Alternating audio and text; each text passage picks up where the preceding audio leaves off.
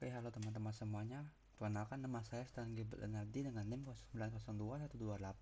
0902-128-23228-042. Di sini saya akan mempresentasikan tentang tugas pembelajaran mesin tentang review paper tentang optimasi machine learning.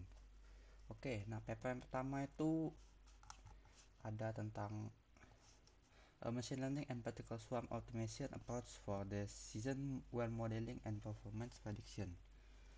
Nah, itu tuh artikel ini tulis oleh Gersi et al. 2025 yang terdiri dari Jamal Edin Gersi, Nur Elisa Mogari, Colette Loba, Merem Emora, and Umberto Desideri. Nah, itu dipublikasikan pada jurnal Applied Thermal Engineering tahun 2026. Oke, di sini saya akan membahas tentang topik. Nah, topik utama penelitian ini membahas tentang pengembangan model prediksi berbasis machine learning yang dioptimalkan menggunakan metode particle swarm automation atau PSO untuk meningkatkan performa pemodelan decision wheel, yaitu komponen utama dalam sistem dehumidifikasi udara. Penelitian ini menyoroti bagaimana berbagai variabel operasional seperti temperatur, kelembapan, kecepatan udara, dan kecepatan rotasi mempengaruhi proses desorpsi pada decision wheel. Nah, dengan menggabungkan machine learning dan optimasi meta-heuristik, penelitian ini berupaya menghasilkan model yang lebih akurat dan dapat diandalkan untuk memprediksi temperatur keluaran serta humidity ratio, sehingga dapat mendukung proses desain, analisis, serta peningkatan efisiensi sistem dehumidifikasi pada berbagai kondisi lingkungan. Oke, nah metode yang digunakan dalam penelitian ini diawali dengan proses pengumpulan dataset dalam skala besar. Dataset utama ini berisi lebih dari 26.000 data. Ini 26.000 data ini kita dapatkan dari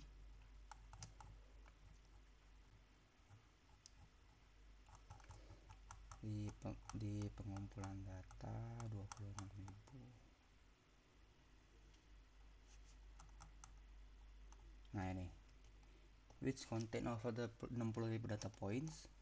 This initial set was generated from 6 different, jadi dari 6 eksperimen beda.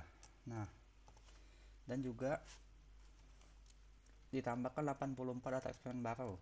Nah, kan bisa peneliti bilang itu this foundational dataset was expanded with 84 experiment data points, report by Ma et al. Yang citasi ke-37.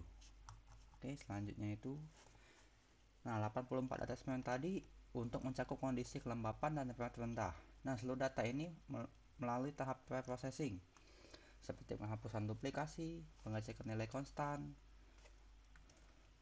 serta normalisasi fitur rentang. Nah, rentang normalisasinya itu 0,1 sampai 0,9 agar seluruh variabel memiliki skala yang seragam.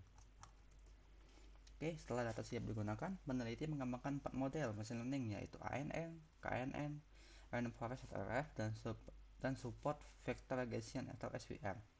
Nah, keempat model ini digunakan untuk memprediksi dua output utama, yaitu temperatur keluaran proses atau TP output dan humidity ratio keluaran proses atau WP output.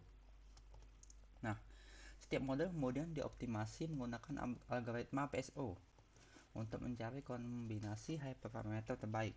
Proses optimasi ini dikombinasikan dengan teknik five-fold cross validation. Nah, untuk memastikan bahwa model tidak overfitting dan tetap memiliki kemampuan generalisasi yang baik terhadap data baru.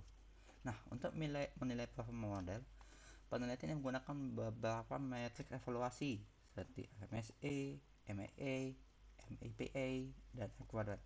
Nah, standar deviasi error. Dan selain evaluasi kuantitatif, peneliti juga menemukan SHIP atau Shipley Additive Explanation sebagai metode interpretabilitas guna memahami kontribusi setiap fitur terhadap hasil prediksi sehingga model dapat dibuktikan konsisten dengan prinsip fisika sistem.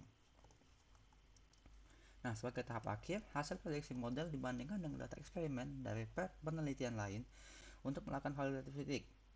Perbandingan ini memastikan bahwa model yang dikembangkan tidak hanya unggul secara statistik, tapi juga mampu mempresentasikan perilaku nyata proses dehumidifikasi dan pada decision wheel.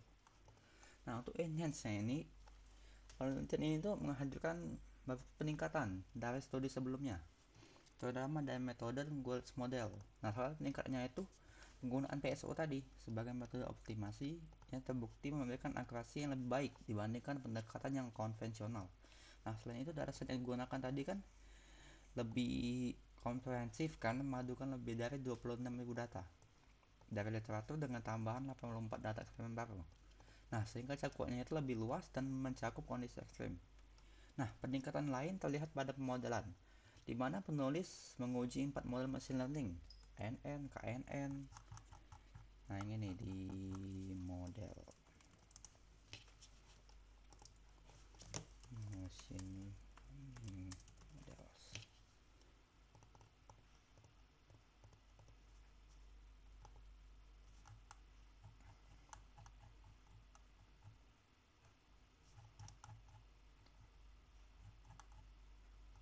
Nah, nih.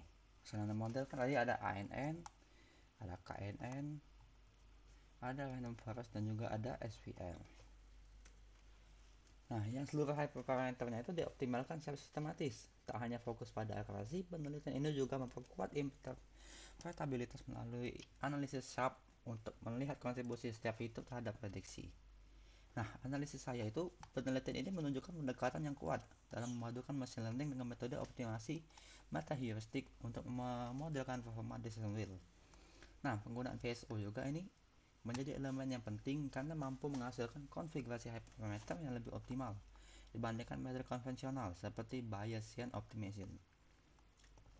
Hal ini terbukti dari beberapa model ANN yang mencapai nilai R kuadrat sangat tinggi dengan RMS rendah, menandakan bahwa model ini mampu menangkap karakteristik non-linear pada proses absorpsi dan distribusi dengan sangat baik. Nah, namun penelitian ini memiliki keterbatasan yang perlu diperhatikan, terutama terkait biaya komputasi yang sangat tinggi pada proses optimasi ANN dengan PSO dan cross validation. Waktu komputasi yang besar berpotensi menjadi tantangan jika model harus dilatih ulang secara berkala dalam aplikasi industri. Meski demikian, penelitian ini berhasil menghadirkan model prediksi yang jauh lebih akurat dan dapat diinterpretasikan sehingga secara keseluruhan memberikan kontribusi signifikan untuk pengembangan sistem dehumidifikasi berbasis data. Oke, itu untuk paper pertama. Kita lanjut ke paper yang kedua.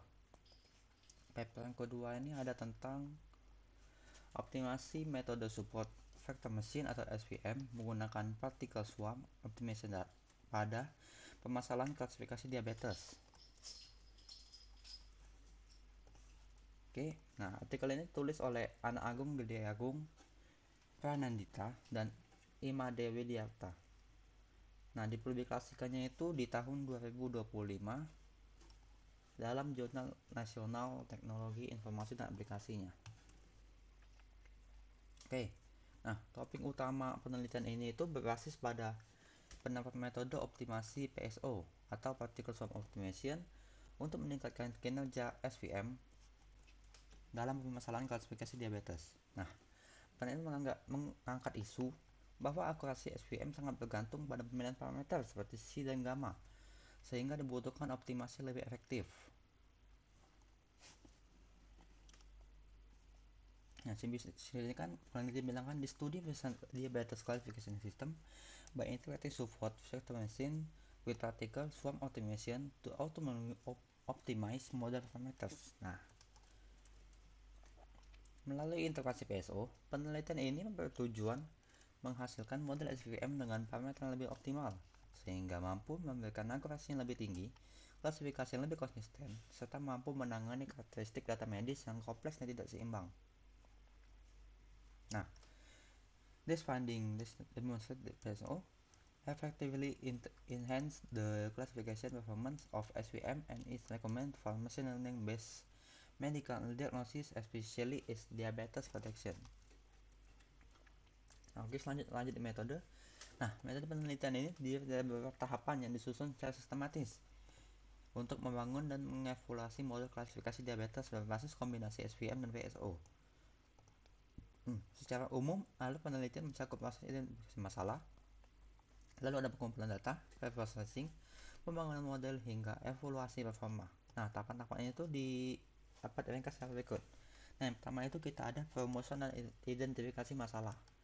Nah, dalam tahapan ini peneliti itu menyoroti kelemahan SVM yang sangat bergantung pada parameter C dan gamma. Nah, yang kedua itu optimasi manual tidak efisien sehingga diperlukan metode optimasi seperti PSO untuk mencari parameter terbaik. Nah, tujuannya itu untuk meningkatkan akurasi dan stabilitas model klasifikasi diabetes. Nah, yang kedua itu adalah pengumpulan dan persiapan data. Nah, untuk penelitian ini peneliti itu mengambil dataset dari Kaggle dengan total 100.000 data. Nah, the dataset use was obtained from Kaggle, consisting of 100,000 entries and 9 medical attributes. Nah, proses persiapan itu dilakukan beberapa tahap. Nah, kan ada dibilang kan, data processing include cleaning, encoding, and mid-mix normalization and undersampling to balance class distribution. Nah, artinya itu di sini ada data cleaning yaitu menghapus entry duplikat. Nah, di sini ada encoding juga yaitu mengubah atribut kategorical seperti gender dan smoking history menggunakan one hot encoding. Lalu ada penanganan ketidakseimbangan data itu dilakukan undersampling sehingga menjadi data seimbang yaitu sekitar 16.964 entry. Nah, sini ada normalisasi min-max itu menyamakan skala fitur tentang 0 sampai 1. Nah, lalu split data itu jadi kita itu membagi data training itu menjadi 80% training dan 20% untuk pengujian. Oke, lanjut yang ketiga adalah pembangunan model SVM. Nah, SVM itu diuji menggunakan 4 kernel yaitu linear, polynomial, RBF, dan sigmoid. Nah, kernel terbaik berdasarkan akurasi adalah polynomial atau poly. Nah, kernel tersebut kemudian diuji menggunakan 5-fold cross validation untuk memastikan stabilitas performanya. Nah, optimasi lalu tahapan keempat itu ada optimasi parameter menggunakan PSO. Nah, PSO ini kan diterapkan untuk menemukan nilai optimasi parameter SVM, khususnya di nilai C dan nilai gamma. Nah, langkah-langkah PSO ini seperti ini. Nah, di sini ada inisialisasi dulu, evaluasi fitness, update personal base, update global base, dan update kecepatan posisi partikel.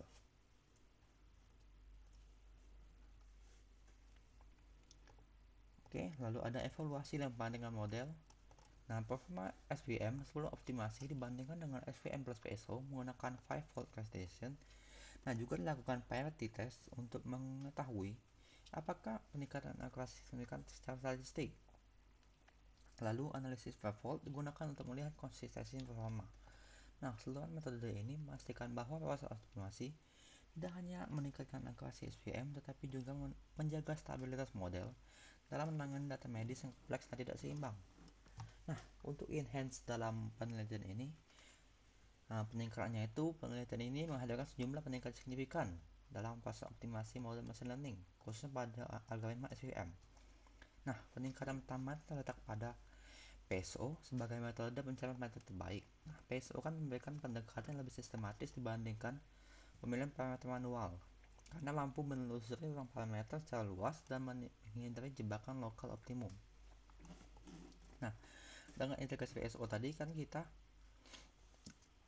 dapat mengetahui parameter penting pada SVM seperti nilai C dan gamma dapat ditentukan secara otomatis sehingga menghasilkan kombinasi yang lebih optimal untuk meningkatkan kualitas klasifikasi. Penelitian ini juga meningkatkan stabilitas model itu menggunakan pengujian 5-fold cross validation. Nah, peningkatan ini sangat penting terutama untuk data medis yang kompleks dan tidak seimbang.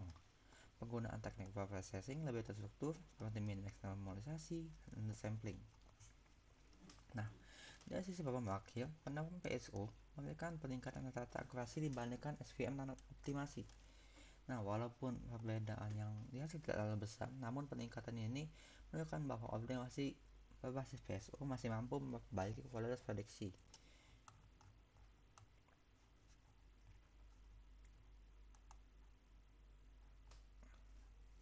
Nah, bisa dilihat di sini kan. Nah, tabel hasil akurasi perbandingan SVM dan SVM PSO. Nah, bisa dilihat kan, ini lebih mantap akurasinya itu dari SVM plus PSO.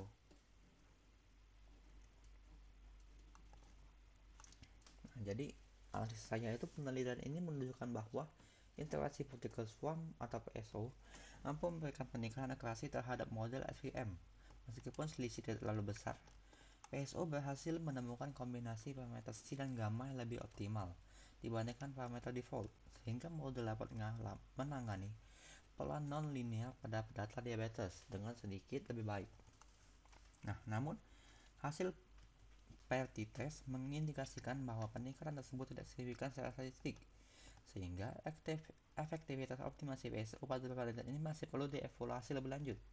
Nah, faktor seperti penggunaan teknik undersampling yang berpotensi menghilangkan sebagian informasi turut mempengaruhi performa model. Secara keseluruhan, penelitian ini membuktikan bahwa PSO tetap dapat memperbaiki kinerja PSM. Nah, tapi peningkatannya belum cukup kuat. Masih terbuka peluang untuk pengembangan lebih lanjut seperti tuning parameter PSO, penggunaan teknik balancing seperti smooth atau hybridisasi algoritma optimasi untuk menghasilkan peningkatan yang lebih signifikan. Oke, sekian saja untuk review jurnal tentang optimasi machine learning dari saya. Terima kasih dan sampai jumpa.